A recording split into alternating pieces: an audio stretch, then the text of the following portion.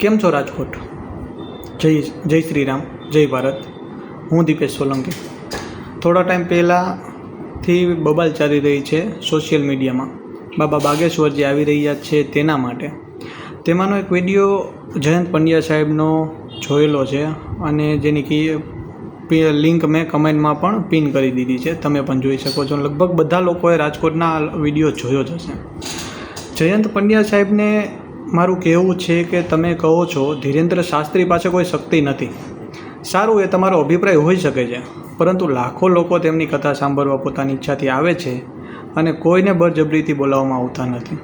જો લોકો મૂર્ખ છે તો તમે તેને સમજાવો ને અને તેમને વાત કરો. તમે પહેલેથી જ કોઈ વ્યક્તિને ભ્રમિત જાહેર કરી દેવું એ કોઈ લોકશાહી તો નથી. તમે કહો છો પેટ્રોલ ડીઝલ બગડશે, તો આપણે ક્રિકેટ મેચો જે રમાય છે, કાર્યક્રમો જે યોજાય છે, જે સભાઓ ભરાય છે, તો શું તેમાં લાખો લીટર ઈંધણ નથી વપરાતું? હમણાં હાલ જ આપણે IPL અમદાવાદમાં જોયો તો શું ત્યાં કોઈ પબ્લિક આવ્યું જ નહોતું?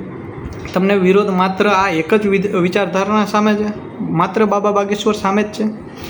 તમે કહો છો આ સંત નથી, પરંતુ કોઈ સંત છે કે નહીં તે નિર્ણય કરવાનો હક વિજ્ઞાન જથ્થાને છે. શું લેબોરેટરીમાં આવું સંત માપવાનું મશીન આવી ગયું છે? વિજ્ઞાનનો અર્થ પ્રશ્ન પૂછવાનો છે, પરંતુ વિજ્ઞાનનો અર્થ પૂર્વગ્રહ રાખવાનો નથી. જો ચુકાદો પહેલેથી જ લખી દીધો હોય અને પછી તપાસ કરો તો તેને વિજ્ઞાન ન કહેવાય ને. અને બેરોજગારી, ગરીબીના જે પ્રશ્નો છે તો તે શું કોઈ કથાકાર તેનો ઉકેલ લઈ આવશે કે આપણી સરકાર લઈ આવશે?